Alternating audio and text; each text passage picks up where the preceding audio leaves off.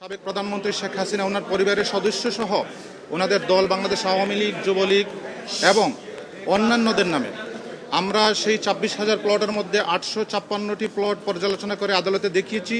ওনার বোন শেখ রেহানা, ওনাদের ছেলে মেয়ে সহ ৬ জনের নামে রাজুকের পূর্বাচল মডেল টাউন প্রজেক্টের প্রত্যেকের নামে ১০ কাঠা করে টোটাল ৬০ কাঠা প্লট বরাদ্দ, অবৈধভাবে বরাদ্দ বাতিলের নির্দেশনা চেয়ে বাংলাদেশ সুপ্রিম কোর্টের ১০ জন আইনজীবী রিট পিটিশন দায়ের করেছিলেন।